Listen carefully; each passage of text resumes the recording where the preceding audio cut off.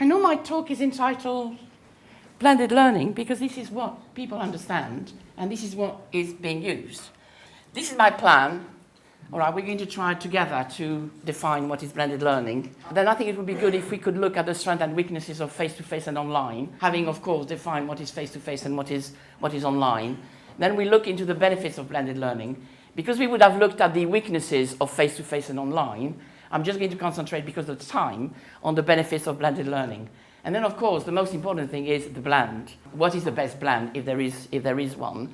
And a brief conclusion, obviously, again, I'm going to concentrate on the benefits to learners and teachers alike. The word blended learning, by the way, is kind of newish. It originated around 2000, and that is exactly when I became director of the Language Center, and I was told by my university to go from a language center for linguists to a language center for everybody in the university, which is students and staff alike. So we went from having 500 students to up to 12,000 students. And of course, the university, being very lavish with money, said, there is no money. Thank you very much. They said, the good news is that the mission is a good mission for you. This is what you want. The bad news, I said, I know, no money. They said, that's right, how did you guess? Right, so this is how I started to really think about, all right, how can we use technology and how can we use it to enhance and support language learning? And having done with my colleagues a lot of research and development with big firms, big technology firms. And the trial was, how do you deliver online language? And language is very hungry in terms of videos, in terms of audio, in terms of databases. We were a good guinea pig, so we learned a lot. So we did 6 years of research and development, and we learned a lot. So when I was told the good news that I was going to have no money, but I was going to have a lot of students, I thought, okay, there's no way we can, and also that the 3 hours we were given for language learning was being cut down to 2 hours.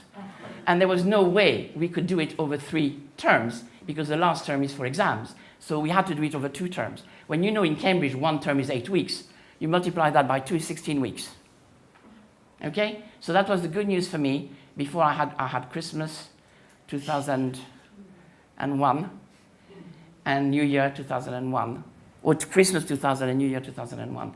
So what I did was to really sit down and say to myself, okay, how can I use technology in the best way possible to support learners, and what is the role of the teacher? So I spent about a year trying to sort of sort that one out. And we started by developing a course in French and German, because at the time, these were the 2 languages most needed by our students. And I called it integrated learning, because I had to prepare a paper for the university to agree with what I wanted to do. And I called it integrated learning. And although I call my talk blended learning because this is what is accepted, I think integrated learning actually is a better word, because it really shows that you integrate both environment for the best of learning purposes. Okay, so what do you think blended learning is? Can you give me an example of blended learning? What do you have in blended learning? Well, half of it may be presential, so you have the teacher presenting, right? Teaching. So classroom. And then, half or the other part, online. Right. So what do you have online? Exercises, yes. Tests. We have tests, we have assignments, and it's vital that we have the feedback. Yeah, absolutely. Would you agree with that? Yeah. Anything else online you can put apart from exercises and tests and maybe games. Games. Anything else? Readers. Yes. Can do reading online. Anything else? Yes. Chat rooms, obviously. Anything else? You know about the Open University, don't you? Yeah. Now, would you say that what they have delivered over the years before, obviously, blended learning, would you say that it is a kind of blended learning? Because they had videos, audios, they had telephone support, Yes. yeah? And then they have, every so often, you came together. Mm-hmm. So, that's a kind of blended learning. I have put a few here. I'm not going to read it out because you can read. Which is the one? I'm trying to give some definitions, and I think it would be good if we agree together what you think is the best definition of those 4. In a traditional sense, to have number 3 combines a variety of delivery modes such as lectures, seminar, tutorials, workshops, and group work. This is also blended learning, isn't it? Yeah? So, but the way we understand blended learning today, the bottom line, yeah, I think so. Because, and what would you say is the key word in that bottom line? Appropriately. Thank you. That's what I think. And actually, if we can keep in mind appropriately and appropriate, when we go to the bland, that is going to be absolutely key. The next one is, strengths and weaknesses. So face-to-face, first of all. Right.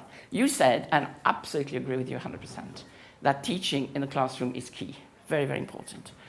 Right. So what are the benefits, you think? What are the strengths? We're going to start with the strength of face-to-face. You're all teachers, so you know. Come on. Real-time feedback.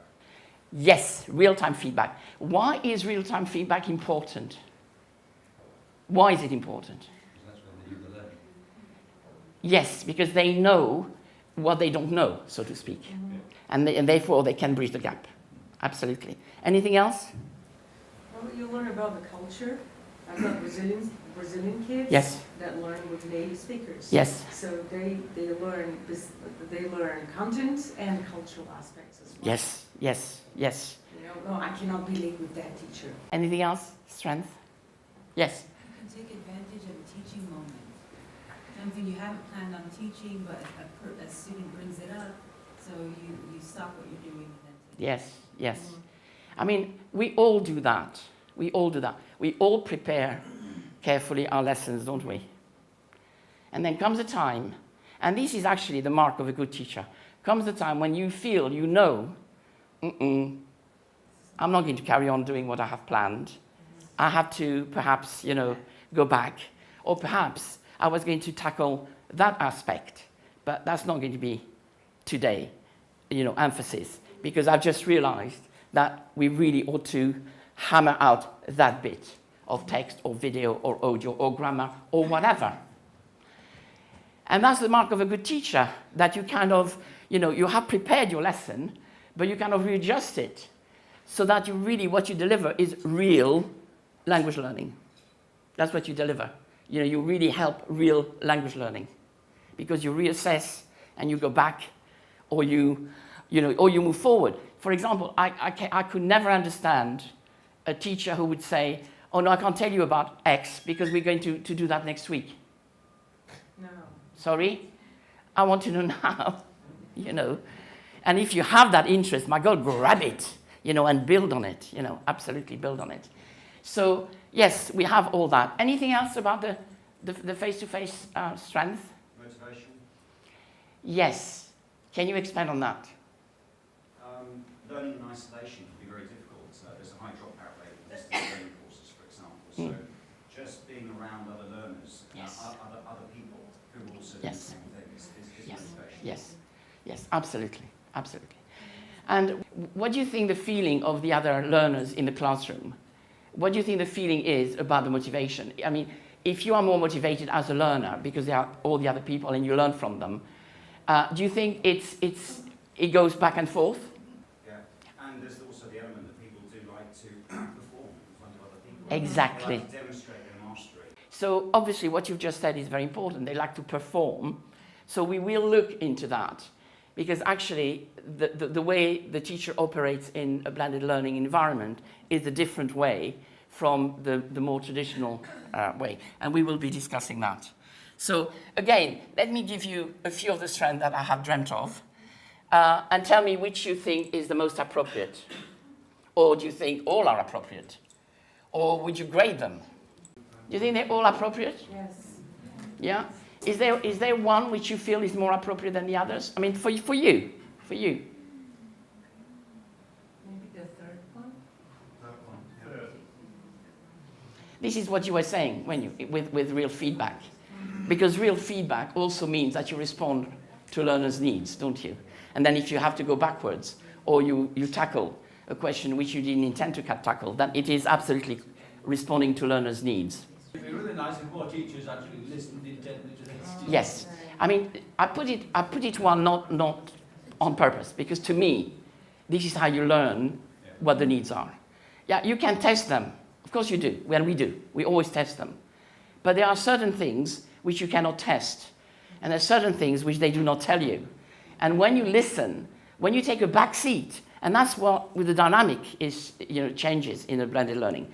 in the classroom a lot of the time, not all of the time, because you do need also to give some input and you do need to give some feedback. But a lot of the time, they will be the one performing, as some of you have said. They will be the one performing, because that's the social environment when they can put into practice what they would have learned and indeed practice online, but in real time this time. So let's hope. So these are the strengths. What do you think the weaknesses are of face-to-face? Before I put it up, what do you think the weaknesses are? Yes? If the ratio from teacher to student is too high, you really cannot tend Yes. to everyone's needs. Exactly. That's one big problem. Anything else?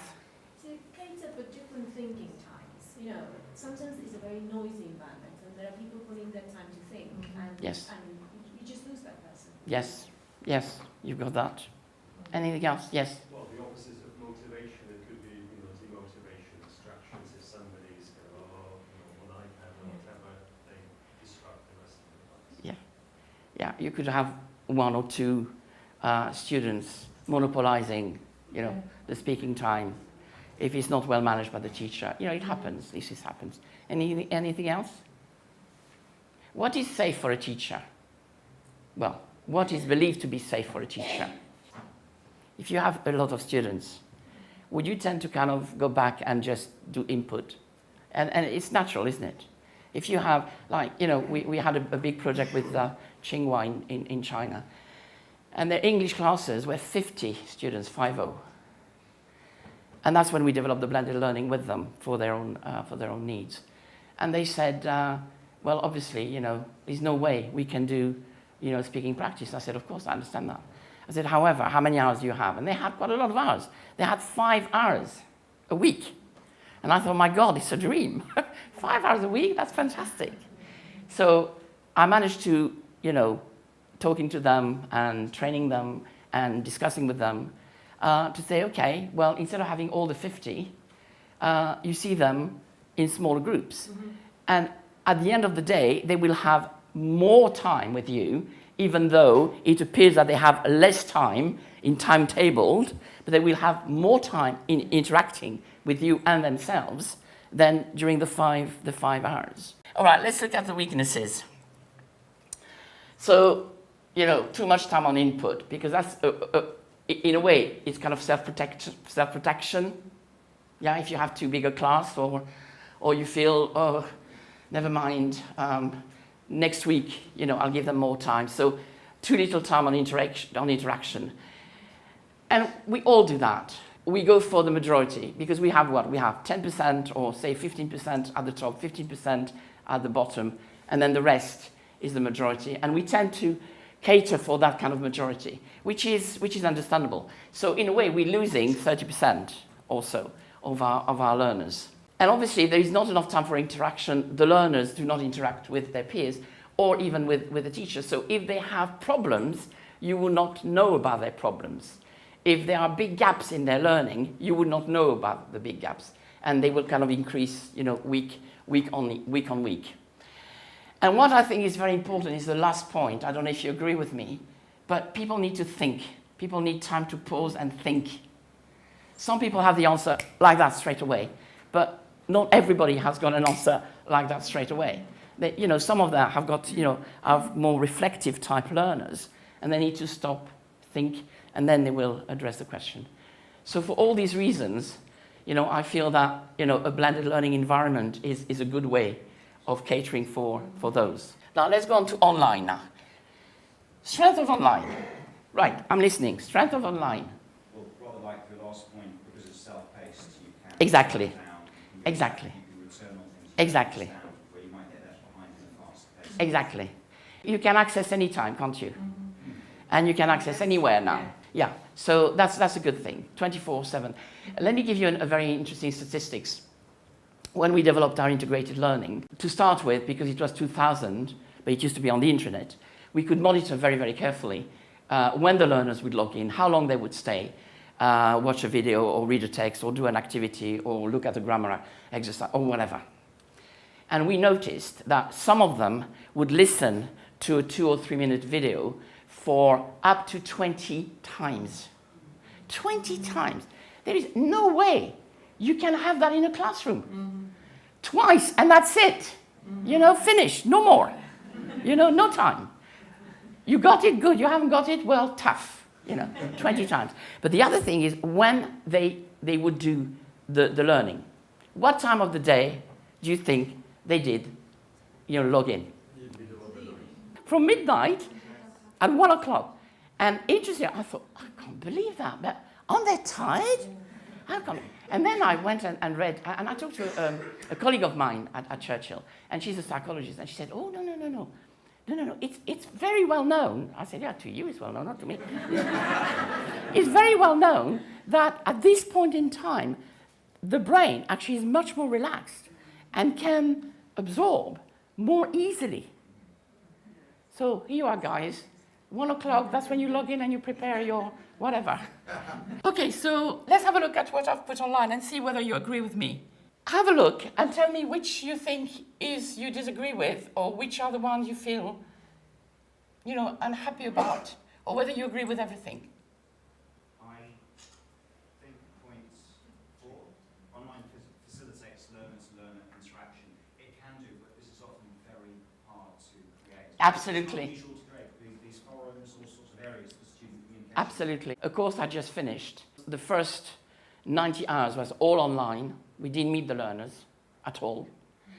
And for 30 hours, then we had a whole week intensive with them. And of course, you know, we tried to facilitate their learner-learner interaction. And also, no, let me tell you, it was even more complex than that. These were students who were all over the world. They were in Australia, Japan, America, Ireland, and the UK. And there were 2 or 3 working in a group. Even for the 2 or 3 working in a group, that was hard enough. And to make them work across continents with, you know, 8 hours difference and all that, it was a nightmare. It was a real nightmare. So I put that there because a lot in the literature says that. But this is hard. Now, how do you think that can be overcome? What do you think we should do to overcome that? Or can we do anything to overcome that?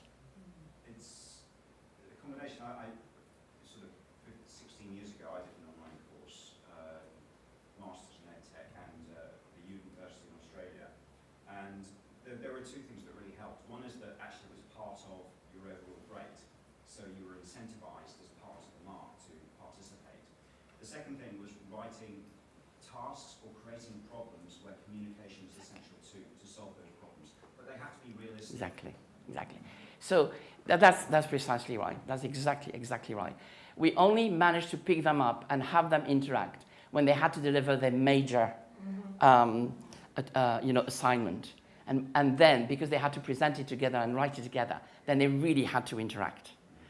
And at that time, so it was like 5-6 weeks before they had to hand in the assignment, we started to give them, you know, little questions or attract their attention to certain problems, or say, how would you design that? Or what do you think about that?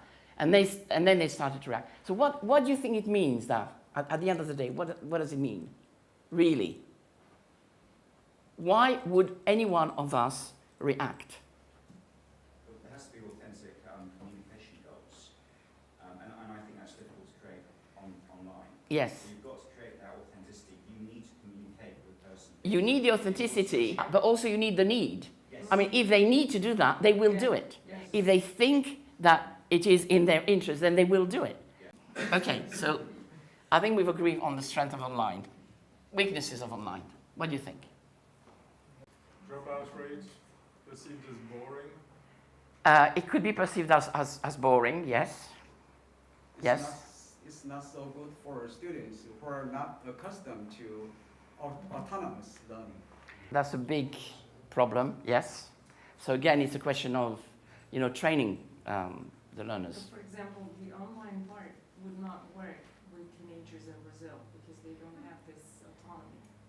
They need Right. the presential part. Yeah, but the good thing about online is that it does develop autonomy. Yes. So you can't wait for them to be autonomous to do the online. It's Yes. got to be together.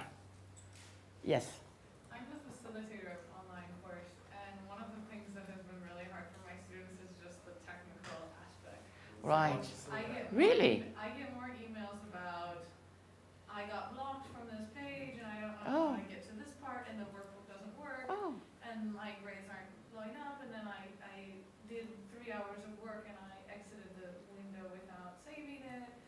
I get more of those emails than Really? I get, could you explain to me about this topic, or Oh. I get more Okay. technical stuff. Okay. Well, I suppose I'm lucky then, because it's the reverse. I asked them, I need to upload that. What do I do? You know, I tried and it just failed. They tell me.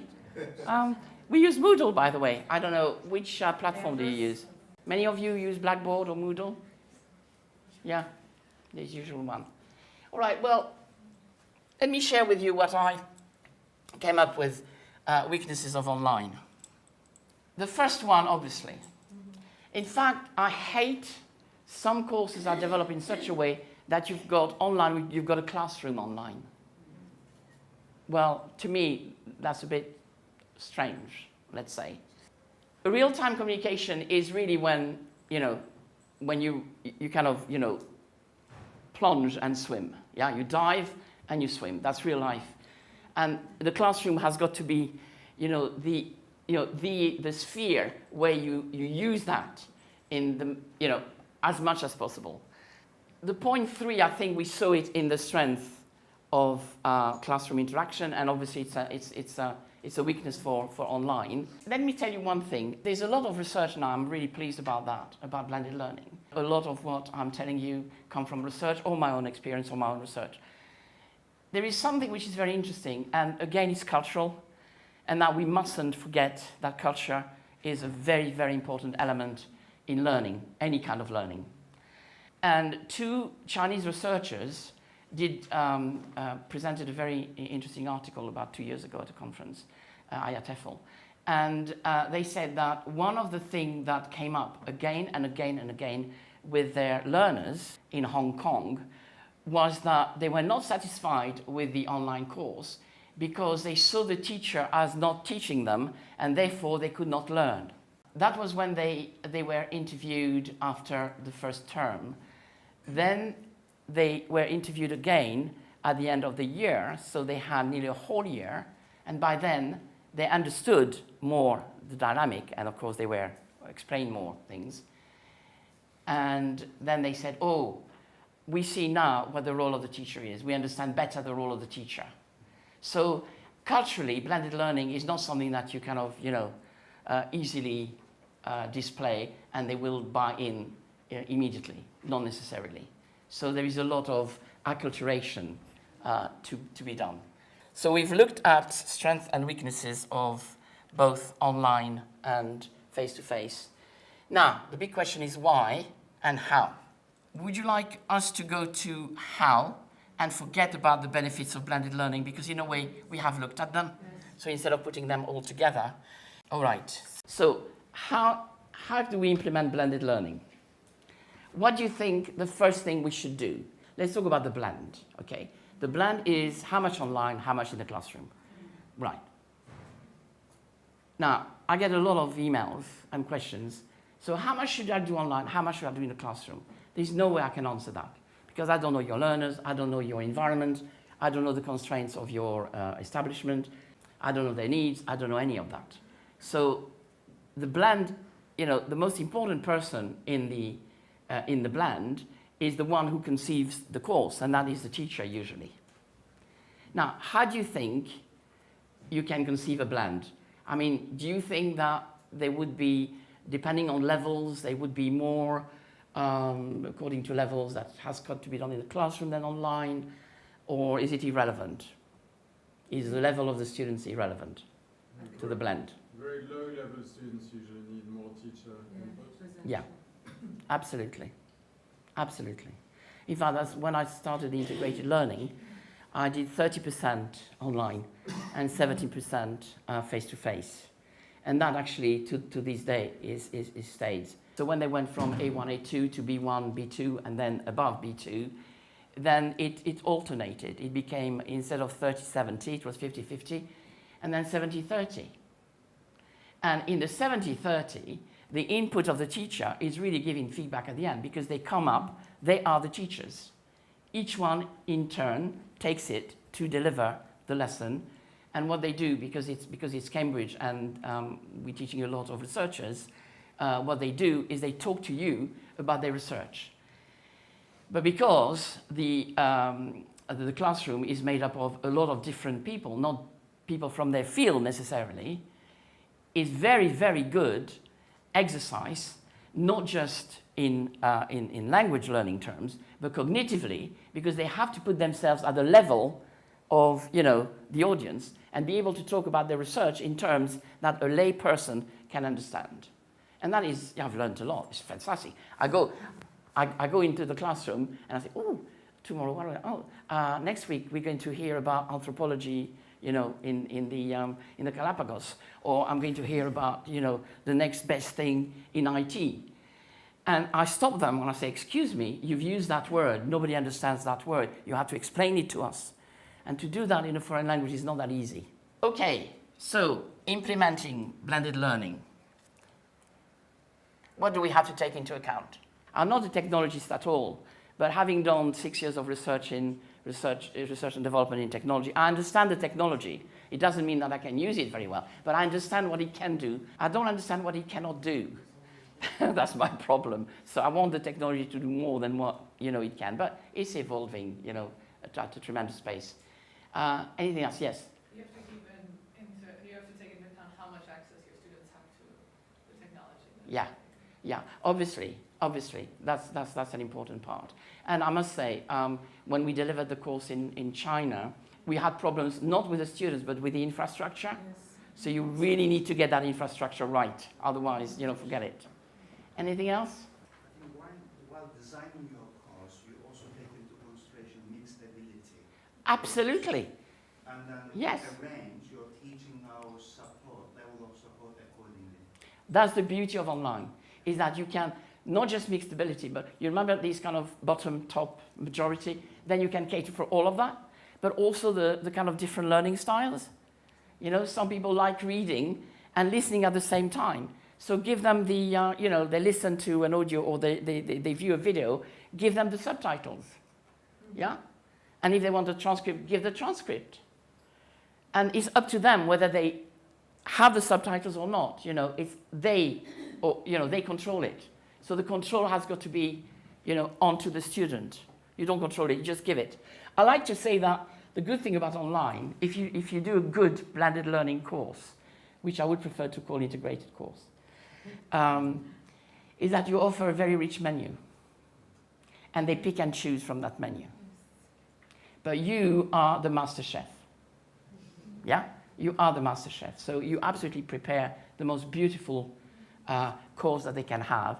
And then they can pick and choose. And then they might be, enticed to taste something which they think, oh, no, I will never be able to do that.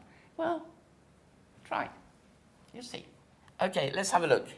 Now, I think it's very important, the first point, because in a way, this is what makes it different as a teacher. We become much more facilitators. I've put clients' constraints because I know that, in some courses, the students are more clients than students. And there are constraints. So what kind of constraints do you think they are? Let's go through some of the constraints. Time. That's a huge one. So you cannot expect someone to go online for 5 hours a week if, in effect, these people have got only 2 hours a week. Therefore, you have to design the course in such a way that it is feasible. So the constraints is important. Apart from the student's constraint, I'm not sure whether I've put it there or not. The institution constraints. Mm-hmm. So you need a good infrastructure. You need to be able to have X number of hours with the students. You need to be able to have the right technologies to work with you. And you need the time to develop that, that course. And it's not that because you've developed it once, that's it, it's done. Put it on the shelf. Because that is the beauty of online, is you can revise, add, subtract, modify. So I think we've said all that, yeah? What the blend should take into account. Needs and wishes, Very important, the wishes. Aims and objectives of any course, that's where you start. You start with the needs, and then what are the aims? Where do I have to get them? These are the needs, where do I have to get them? And then to and fro, to and fro, to and fro, all the time, to and fro. And of course, institution constraints, because that is very, very important. Okay, now you tell me, what should the blend privilege? All 4 skills? More the receptive than the other skills, than the productive skills? Yes? I think it needs to be broken down a bit more granularly. And when you say productive skills to be done online, writing is probably better done online, but speaking is better done in the classroom. Yes. So it needs to be... Yeah, but can't you prepare the speaking online? Yes, you can. So overall, I think we can say safely that the receptive skills are very well done, catered for online, but you can prepare the productive skills online. So in a way, you know, if online is used appropriately, and that's where the word comes again, then, you know, all 4 skills can be catered for, you know, to a certain degree. Right, that was my title. Is it a learning panacea? Well, I've got a question for you. If you were to adopt this approach, how would you go about it? I'm not expecting you to answer now. I'm expecting you to think it through. And I would like you to tell me whether blended learning is a learning panacea. I'm not going to tell you anything. It's your session. So what do you think? Well, we've been using it for 7-8 years at Universidade, São Paulo, Brazil. It works perfectly. It works perfectly in Brazil. Does it work perfectly elsewhere? With teenagers. With teenagers. Yeah. We've been about 60% of our activity is blended learning with TouchStone in France. We're really happy with it. Mm-hmm. So it seems to be working. Yeah. So would you say it's a learning panacea? No? I don't think anything is a learning panacea. No, good. So we all agree. Right, I think these are my conclusions. The teacher is paramount in designing and delivering appropriate integrated courses. The blend makes or breaks a course, absolutely. And you have to start with the end in mind. You know, what are the aims and objectives of the course, the needs of the learner, and institution constraints. That, in a way, we've looked at all that. So all I would like to say is there is a white paper which I have written for CUP called Blended Learning, Blended Language Learning. And thank you for your attention.